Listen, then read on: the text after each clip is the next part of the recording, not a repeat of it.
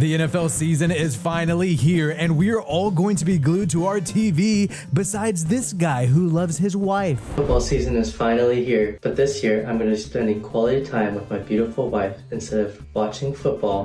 Yikes. Well, in this video, we are going to predict every single Week 1 NFL game. Each game, we are going to be giving storylines, score predictions, and my yard dogs. Yard dogs are my two playmakers from each team that I think will go higher on yards. And at the end of this video, I am dropping $100 on a 5-player pick'em for a chance to win $2,000. Stay tuned. So the first game of the season, Thursday Night Football, is a rematch of the AFC Championship game between the Baltimore Ravens and the Kansas City Chiefs. Ravens quarterback Lamar Jackson is still pissed off that Patrick Mahomes ruined his chances at winning a Super Bowl. The Chiefs are dealing with injuries at wide receiver. Hollywood Brown is set to miss the next 4 weeks. But the Chiefs catch a break by their former first-round pick wide receiver Rashee Rice not being suspended by the NFL, despite the fact that he did a hit and run in the offseason. The Chiefs also drafted the speedy wide receiver Xavier Worthy in the first round. This kid broke the 40-yard dash time record at the Combine this year. But on defense, however, the Chiefs did lose cornerback L'Jarius Sneed to the Tennessee Titans. However, if I'm the Chiefs, I'm not scared of any of these pass catchers on the Ravens football team. The Ravens really did not add anyone besides re-signing the veteran Nelson Aguilar. The Ravens' biggest addition this offseason came in the form of the veteran running back, the former Tennessee Titan, Derrick Henry. The Ravens basically had the same defense as last year, besides they lost their defensive coordinator, Mike McDonald, who is now the head coach of the Seattle Seahawks. Both of these teams are not that much different from last year, but I gotta give the Chiefs the edge on pass catchers and on defense. So with that, I'm predicting a Chiefs victory, 24-17 Chiefs. And for my yard dogs, I gotta take Derrick Henry getting higher than 65.5 rushing yards. And for the Chiefs, I'm taking the speedy first-round pick Xavier Worthy going higher than 45.5 receiving yards. They are going to air it out deep to this guy for sure. We have our Friday night special international game in Brazil between the Green Bay Packers and the Philadelphia Eagles. Apparently, the players are scared as hell to go to Brazil because the NFL is warning them about the crime rate. The part of Brazil we going to, you can't even wear green at. Like, I guess something to do with the gangs and stuff. They said, oh, dude. They already told us not to leave the hotel. They told us we can't do too much going on because the crime rate is crazy. Anyways, let's hope for a safe game. The Green Bay Packers just made Jordan Love the highest paid quarterback in the NFL after one full season as a starter. They must have been impressed with what Love did in practice, sitting behind Aaron Rodgers for 4 years. And the Packers have kept their young receiving core, but added the veteran running back, the former Las Vegas Raider, Josh Jacobs. And the Packers luckily snagged an elite safety from the Giants, Xavier McKinney. The Eagles already had an elite roster from last year, but they keep on stealing players. The general manager, Howie Roseman, is a mastermind. They recently grabbed the Commanders' former first-round pick wide receiver Jahar Dotson for a bag of chips. And they also signed the former Jets pass rusher Bryce Huff to a massive deal. However, this elite roster brings added pressure to head coach Nick Sirianni. He watched his team collapse last year. This dude is definitely on the hot seat. But overall, I think this is a night where Jordan Love comes back to reality and we see just how elite the Eagles roster really is. I'm predicting a 31-24 victory for the Eagles over the Green Bay Packers. And I know I'm going out on a limb here because the line only has the Eagles favored by 3 points, but I just can't see the Packers keeping this close. Sorry, Green Bay fans. For my yard dogs, I'm going with the number 3 wide receiver from the Packers, Jaden Reed, going higher than 43.5 yards. This dude is an absolute sleeper who led the Packers in receiving yards last year. And for the Eagles, I'm not that confident in any player because they have so many weapons, but if I'm going to go with anybody, I'm going with A.J. Brown, the number 1 wide receiver, having higher than 71.5 receiving yards. This guy was able to do that 10 times last year, so he has a high probability of doing it in game 1. Let's get into our Sunday games as the Pittsburgh Steelers travel to Atlanta to face the Falcons. Russell Wilson has been named the starting quarterback officially, and he has also been named a team captain. It makes it seem like there was never truly a quarterback competition between Russell Wilson and Justin Fields the whole time. Either way, we can predict that Justin Fields will be used as a gadget player to keep the Falcons' new head coach Raheem Morris on his toes. The Falcons did make things awkward by drafting Michael Penix Jr. in the first round despite already signing Kirk Cousins to a massive contract. Despite the tension in the room, Kirk Cousins has a lot of playmakers to work with and a solid offensive line. Not too long ago, during training camp, the Falcons also added some veteran defensive studs like the former Patriots pass rusher Matthew Judon and the former Broncos safety Justin Simmons. Meanwhile, the Steelers really didn't do much during the offseason besides grab these two QBs and also sign the former Ravens linebacker Patrick Queen. Now, while I do think the Falcons will have a better season than the Steelers in the long run, I'm going to go with the Steelers defense and the continuity at head coach under Mike Tomlin. I think that will be the difference maker, and I just find it hard to believe that Kirk Cousins is 100% right now after tearing his Achilles in the midseason last year. So I'm predicting a 21-17 victory for the Steelers over the Falcons. For my yard dogs, I gotta go with the receiving back, Bijan Robinson, having higher than 25.5 receiving yards. I think this guy's gonna be a factor in the passing game. And I'll take the Steelers running back, Najee Harris, getting higher than 65.5 rushing yards,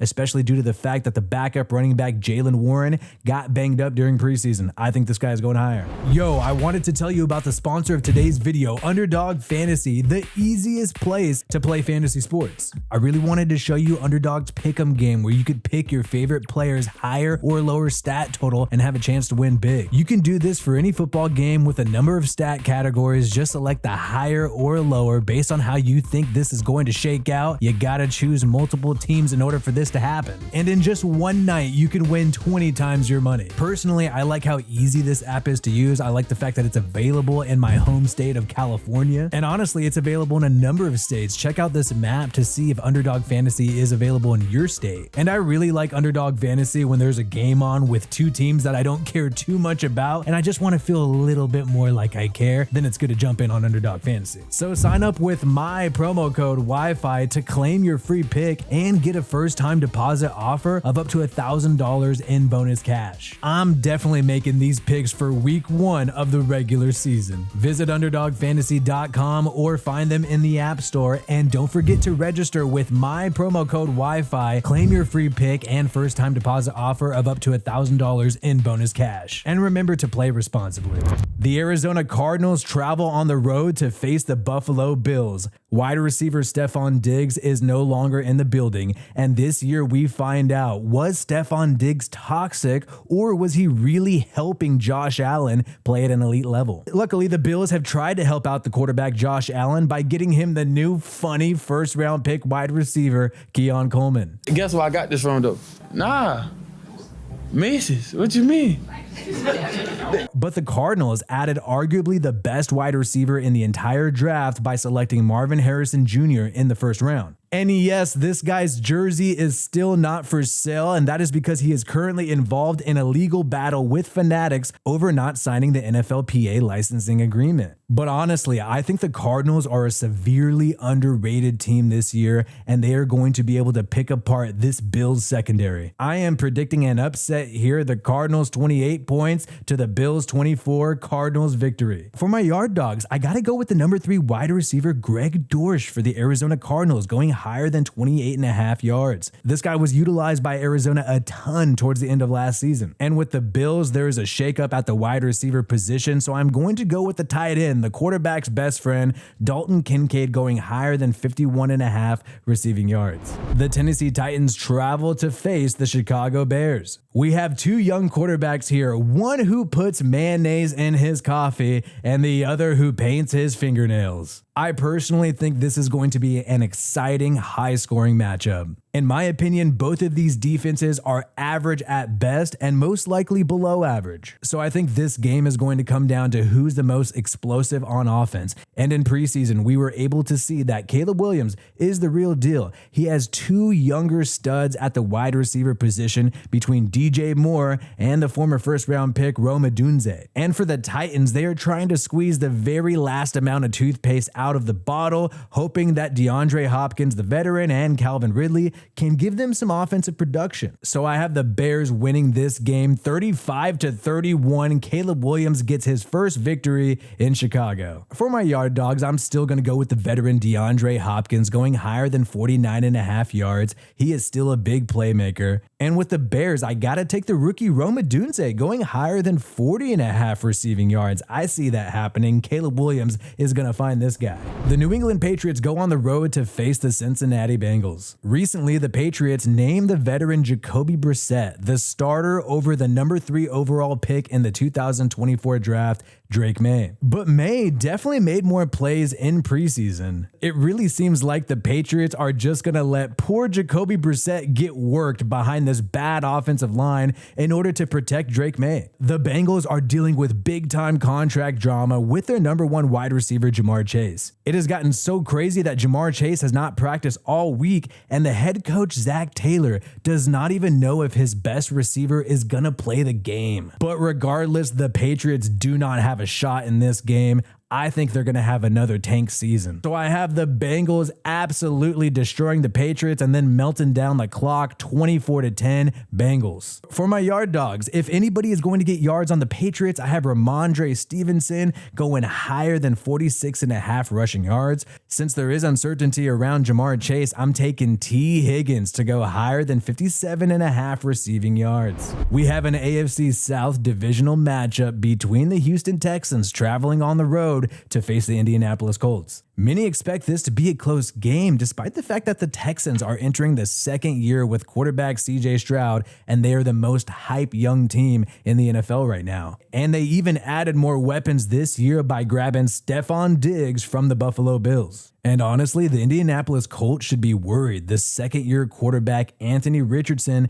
seemed like he struggled a ton in preseason. It was so bad that announcers speculated that Joe Flacco could take over if things get ugly. However, the Colts do have a solid defensive line with DeForest Buckner and Kwity Paye on the edge. But in my opinion, the Houston Texans line is far superior. You got the second-year edge defender Will Anderson Jr., and they recently grabbed from the Minnesota Vikings Danielle Hunter at the edge. Even though the line predicts a close game with the Texans at 2.5, I think the Texans are going to unanimously win this game. So I predict a 2-possession victory, 24-14 for the Houston Texans over the Indianapolis Colts. For my yard dogs, I am not confident with anybody on the Indianapolis Colts, but if I had to choose somebody, I am taking Michael Pittman Jr. with higher than 64.5 receiving yards. For the Texans, I am going to mix it up and take the number 3 wide receiver, Tank Dell, with higher than 48.5 receiving yards. He has big playability, and I think most of the attention will be on Stephon Diggs and Nico Collins. The Jacksonville Jaguars travel to face the Miami Dolphins. The Jaguars did make some moves in free agency. They signed the former 49ers defensive lineman Eric Armstead to a $51 million contract, and they also gave Trevor Lawrence another weapon by grabbing the former Bills wide receiver Gabe Davis. And they weren't done there. They also used a first-round pick to select the former LSU wide receiver Brian Thomas. Now, the Dolphins had success last year, so they did not make too many moves in the offseason. They basically just kept some of their existing talent. They gave Tua Tagovailoa a brand new contract, and now Tua can afford some bright and shiny brand new teeth. They also gave an extension to wide receiver Jalen Waddle and also restructured wide receiver Tyreek Hill's contract. On defense, the Dolphins are hoping that the veteran Calais Campbell can provide some help up front, and also that the first-round pick Chop Robinson can help them on the edge. I think Jacksonville will surprise some people. I think this game will be close. I'm not impressed with Miami's defense, but they proved last year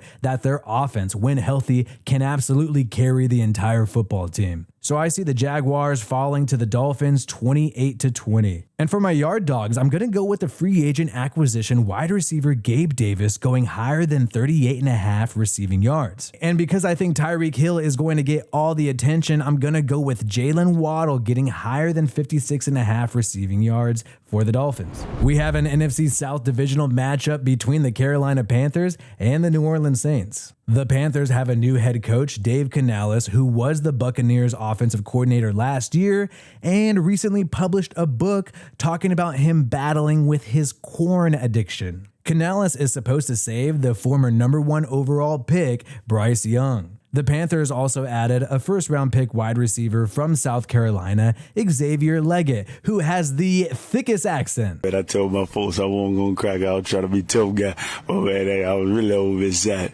The Panthers also beefed up their offensive line, but I think they got weaker on defense. They traded away Brian Burns to the New York Giants and instead replaced him with the old veteran Jadeveon Clowney. Meanwhile, the Saints defense got even stronger by adding the first-round pick cornerback who has the coolest name, Kool-Aid McKinstry. The Saints also signed pass rusher Chase Young, who I think could quite possibly be a comeback player of the year. On offense, the Saints are rolling with year 2 of quarterback Derek Carr, and they also grabbed a new offensive coordinator Clint Kubiak, and they are hoping that this new offense can help some of the communication issues they had last year between the quarterback and wide receivers. But the Saints have question marks on their offensive line. Pretty much most of the guys on there are unproven. And look, man, personally, I think Derek Carr is one of the most underrated quarterbacks in the entire NFL. If his offensive line gives him time, he is going to make plays. And because the Panthers got weaker on defense, I think this is going to give the Saints enough to get a clean victory. So I have the Saints winning this matchup 21-17 at home. For my yard dogs, I have the #2 wide receiver for the Saints, Rashid Shaheed, having higher than 32.5 receiving yards. And I also have the former Steeler, now Panthers wide receiver Deontay Johnson, going higher than 48.5 receiving yards. The Minnesota Vikings travel to face the New York Giants. Giants quarterback Daniel Jones has been dealing with tons of criticism because he had a poor performance last year and also struggled during the preseason. But the Giants' new first-round pick wide receiver from LSU, Malik Neighbors, has the potential to be the best wide receiver in the 2024 draft class. This dude could save Daniel Jones. Like we mentioned earlier, the Giants also snagged pass rusher Brian Burns from the Carolina Panthers. On the flip side, the Vikings unfortunately lost their first-round pick quarterback from Michigan, J.J. McCarthy. He suffered a season-ending injury during the preseason. So it is going to be the Sam Darnold show for Minnesota this year. The Vikings also tried to beef up their pass rushing game by drafting Dallas Turner in the first round. And you cannot forget the Vikings have arguably the best wide receiver in the entire NFL with Justin Jefferson. Even though the Giants, I think, have a better roster, especially on defense, I think the Vikings have the better coaching staff, and that's going to be a huge difference maker. So I do anticipate a close game, the Vikings getting the victory 20-17. These yard dog choices are easy in my opinion. I'm taking Justin Jefferson higher than 80.5 receiving yards, while with the Giants, I got Malik Neighbors higher than 59.5 receiving yards. We have an AFC West divisional matchup with my favorite team, the Las Vegas Raiders, traveling to their second home, LA, against the LA Chargers. Chargers quarterback Justin Herbert has been dealing with a plantar fasciitis injury, but will be healthy enough to start. The Chargers have gotten rid of their older veteran star wide receivers like Keenan Allen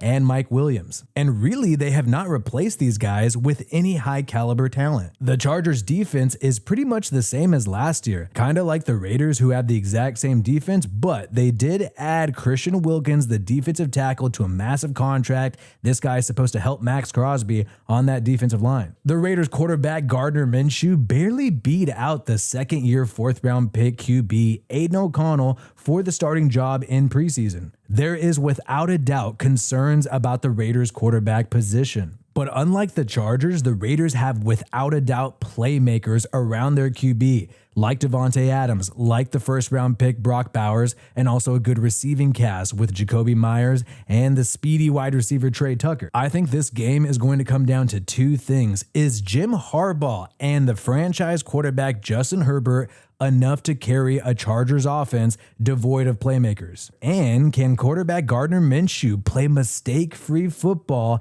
and just let his Raiders playmakers carry him to a victory? Personally, I think this is going to be a low-scoring game because I think both of these defenses are going to do quite well. But I gotta go with my Raiders in LA winning a close matchup 23-20. For my yard dogs, I have the under-the-radar starting Raiders running back Zamir White going higher than 56.5 rushing yards. And for the Chargers, Underdog Fantasy unfortunately doesn't have a yards pick for Ladd McConkey. But I really think this guy is going to make plays, so I'm going higher on him, getting at least one receiving touchdown or a rushing touchdown. The Denver Broncos travel to face the Seattle Seahawks. Head coach Sean Payton and the Denver Broncos are hoping the new first-round pick QB Bo Nix can save the entire franchise after they moved on from Russell Wilson last year. And when you think about it, Denver had a decent record last year despite the fact that the head coach did not like starting QB Russell Wilson. The Seahawks took a step back from last year, especially after quarterback Geno Smith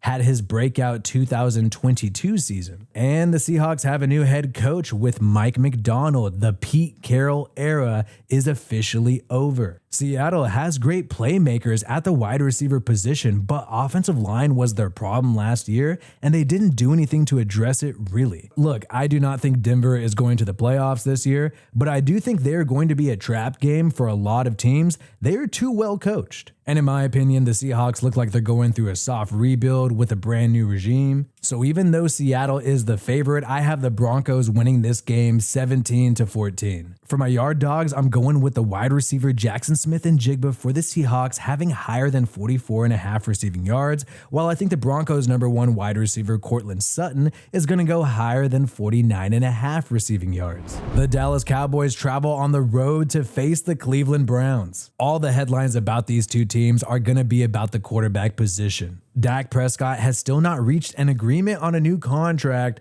with the Dallas Cowboys. Is the owner Jerry Jones eager to move on? Is Dak Prescott already looking forward to the 2025 free agency? And the Browns are stuck with Deshaun Watson after giving him that massive contract in 2022. And he has still not been healthy enough to finish one season. Deshaun Watson has only played 12 games in the past 2 years. I will say both of these teams are pretty loaded on defense. And the Cowboys recently extended their number one wide receiver, CeeDee Lamb. Amari Cooper is the number one wide receiver for the Cleveland Browns, and he is going to be looking to get his revenge on Dallas after they shipped him off to Cleveland last year. I think this game can truly go either way, but I do think Dak Prescott is better than Deshaun Watson right now. So I'm going to say it's a low-scoring game, but a Dallas victory, 20-17, Cowboys beat the Browns. For my yard dogs, I have Zeke returning to Dallas, getting higher than 34.5 rushing yards in that running back committee, and I have Amari Cooper getting his targets with the Browns going higher than 57.5 receiving yards. The Washington Commanders travel to face the Tampa Bay Buccaneers. But Buccaneers head coach Todd Bowles, a former player for Washington,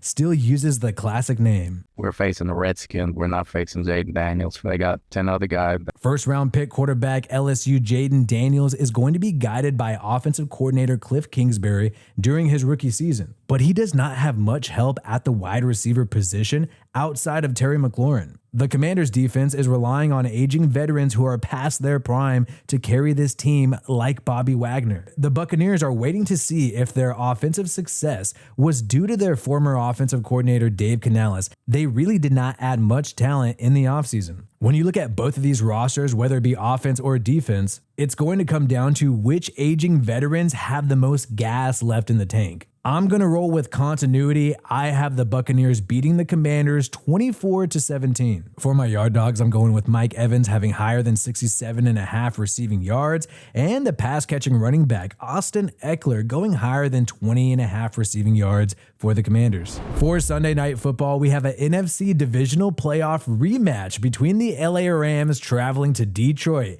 to face the Lions. The Lions are pretty much keeping the same team as last year, besides getting younger in the secondary by drafting the corner Terrion Arnold in the first round. I expect these moves to be an upgrade at corner for them this year. The Rams are keeping pretty much the same squad besides arguably their best player in the past 10 years, Aaron Donald. He has retired. The Rams are hoping that the two draft picks from Florida State, the first rounder Jared Verse and the second rounder Brandon Fisk, can bring some juice to their defensive line. I think the Rams are still pissed off at the Lions ruining their chances at an NFC championship game. I also think the Rams are more confident in their array of pass rushers, while the Lions are too reliant on Amon-Ra St. Brown and the tight end Sam Laporta. So I'm expecting a fun, high-scoring game with the Rams winning 35-28 against the Lions. My yard dogs are the Rams' underrated wide receiver number 3, Demarcus Robinson, having higher than 28.5 receiving yards, and I think it's likely that Amon-Ra St. Brown goes higher than 86.5 receiving yards for the Lions. I cannot believe we made it this far. We're on the final game, Monday Night Football. The New York Jets travel to face the San Francisco 49ers in prime time. And I will say, New York Jets fans are getting creepy, begging Aaron Rodgers for a Super Bowl. I just want a Super Bowl, please. Are you having sauce with this? That's so nice. Aww. Jets fans, please come rescue your guy. But Aaron Rodgers seems like he is going to go all in this year, and it is perhaps the final year of his career. Last season was disappointing. He didn't even get to play one full game because he tore his Achilles instantly. And when you're looking at the San Francisco 49ers, man, they were just dealing with tons of holdouts this past offseason between wide receiver Brandon Ayuk and the offensive tackle Trent Williams. Luckily for Niners fans, both of these issues have been resolved as they have reached contract extensions. The Jets were hoping to get their pass rusher Hassan Riddick, the former Eagle, on the practice field, but he is still holding out. And instead of practicing, he's been busy cosplaying in Japan.